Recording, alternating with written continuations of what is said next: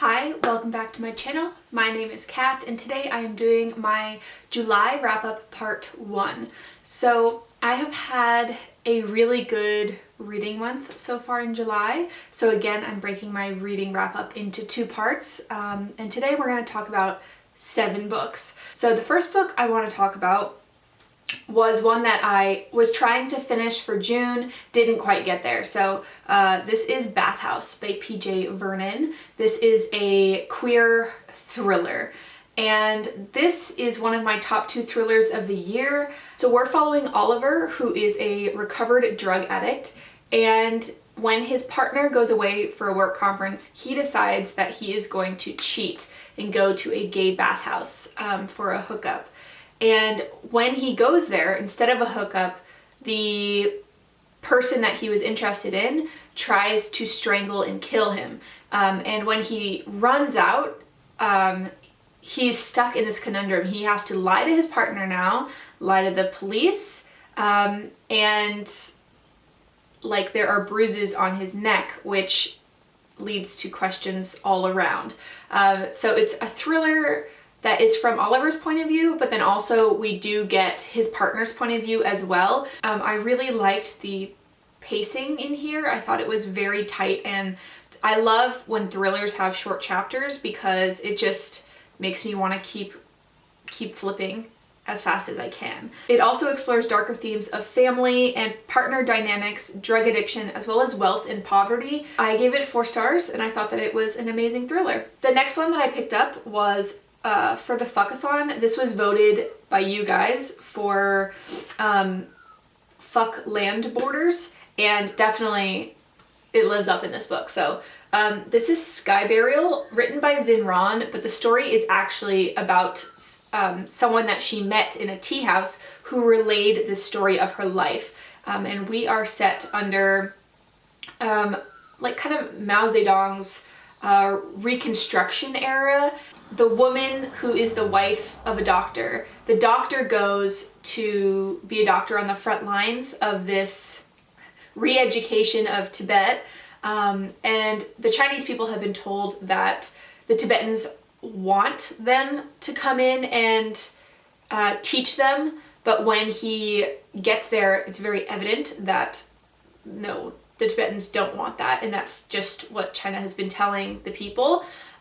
So the husband goes missing, and then the wife is informed that he has been killed in action, but it's very vague, and nothing is sent home of his or anything else. So she sets off on this decades-long search to find out what really happened to her husband.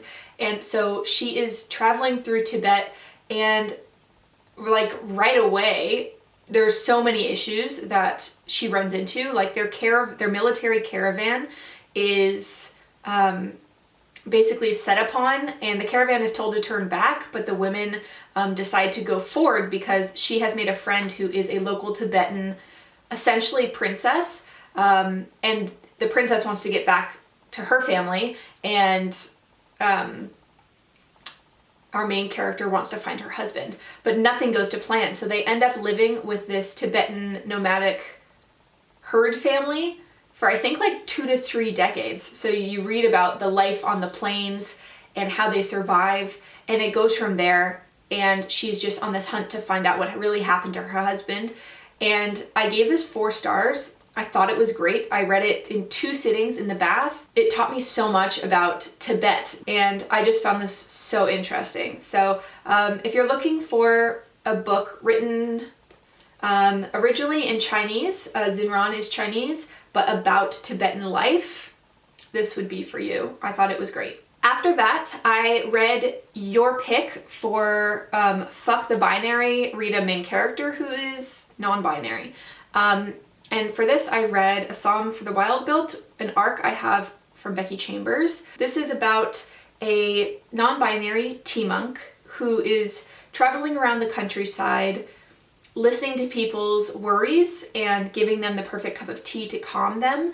I love the premise. And then one day, a robot walks out of the woods and talks to them, and that's a huge deal because long ago the robots gained sentience and they decided to basically leave humanity to its own devices, and this is the first time a robot has like come back and talked to a human. It sounds like it would be right up my alley. However, large parts of this were just like, proselytizing, like when you can feel the author talking to you directly through the character's mouth. So I actually did not really get on with this well. I think I gave it 3.5, but I'm actually going to downgrade it to 3 stars. This was not for me. So moving right along, the next one I read was your pick for Fuck the Binary, read an author who's non-binary. So this is a pick from the Netherlands, and this was originally written in Dutch, and the author is non-binary, and they go by they. This is very interesting to me because this won the International Booker Prize in 2020, and I'm like so ambivalent about this book because, gosh, it was so bleak and so just dreary the whole time. I really didn't want to pick it up. I kept wanting to just not read it, but then I wanted to finish it to see why it won the award.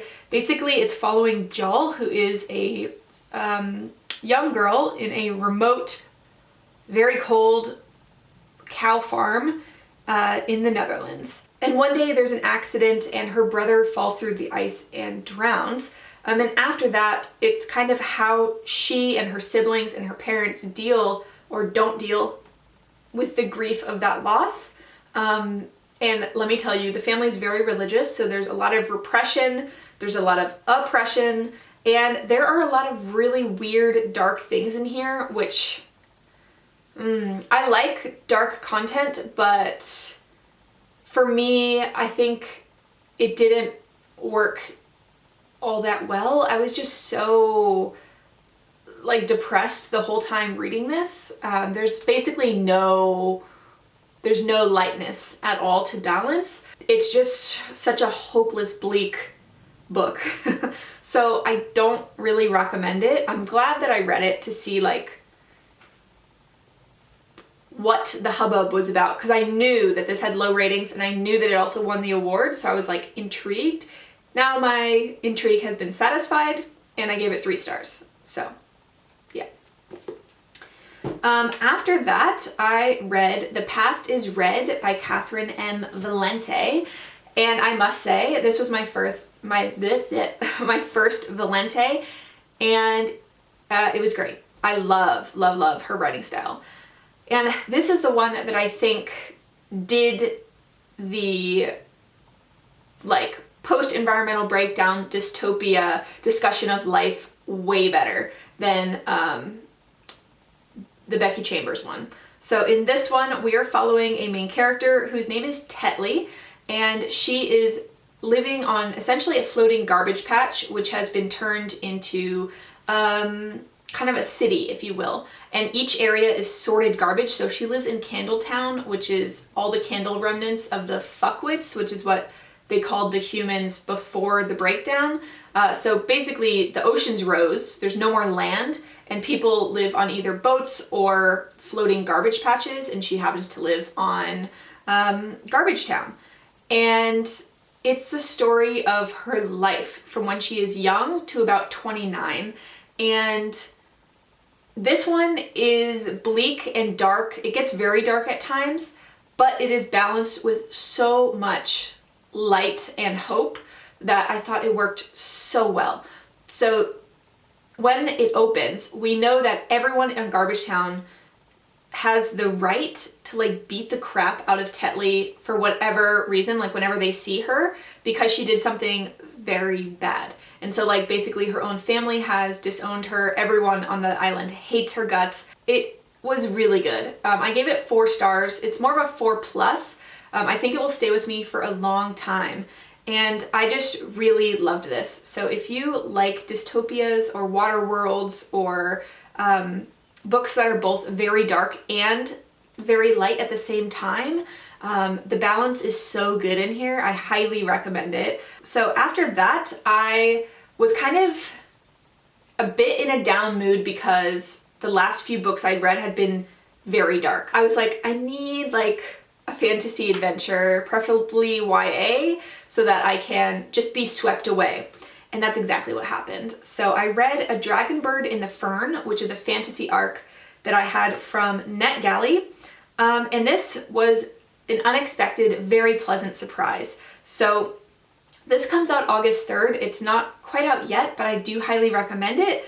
And this is a very fast-paced YA fantasy where a princess's older sister was murdered.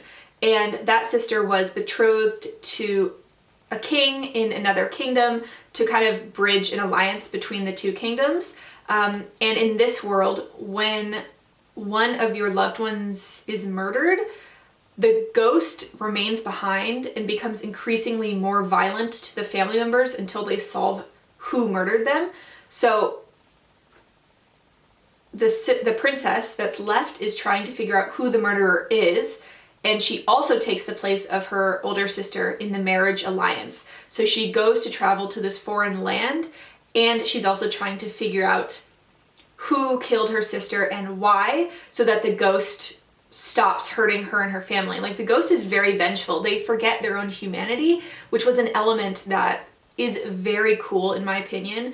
Balanced with this is the new like relationship between the main character, who is 17, and the king, who is 20. I really loved the dynamics because the king is very patient, and like, he doesn't want to do anything before she turns 18. But not only is he patient like towards her, but he is not hot-headed at all. He really wants to seek peace and like alliances, and it's really nice to see actually like a royal who isn't a shitbag, if that makes sense.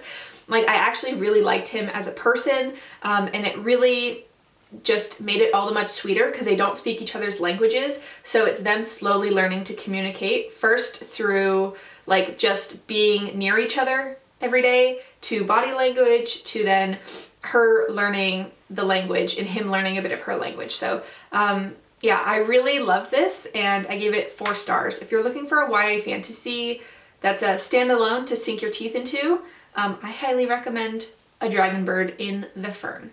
And the last book I want to talk about today is Foxfire in the Snow by J.S. Fields, who is a non-binary author, and the main character is non-binary. So I wanted to pick this book up because I had just read the YA fantasy that was really good, so I was in a YA fantasy mood, and I had just been granted this on NetGalley.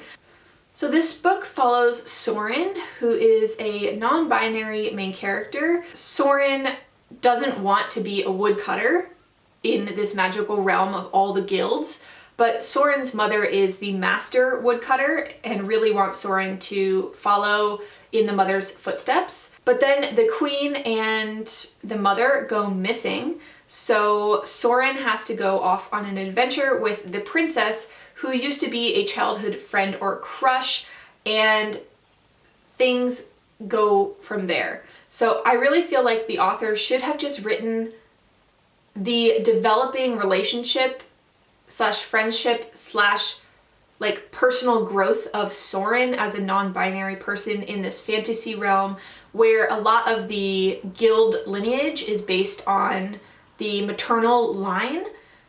I thought that that would have been much more fitting, because I think this huge quest narrative was largely secondary to the development of the non-binary coming of age and relationship. So I gave this book 3 stars. There is a sci-fi series by Fields that is rated really highly. So if you like sci-fi, this non-binary author has written a series which is highly rated. So I'm gonna just leave that there. And those are all the books that I have for you today. Please let me know down below what you've been reading or which of these books you're interested in picking up. And I am chugging right along into the second half of July. I've already read 1 book and I'm stuck into 2 others. So yeah, I can't wait to chat to you guys more. And the other video that's coming soon is my August TBR, which I am so excited for. So many of the books are weird, and I love that for me, and I'm excited. So without further ado, I will chat to you in the next video. Bye!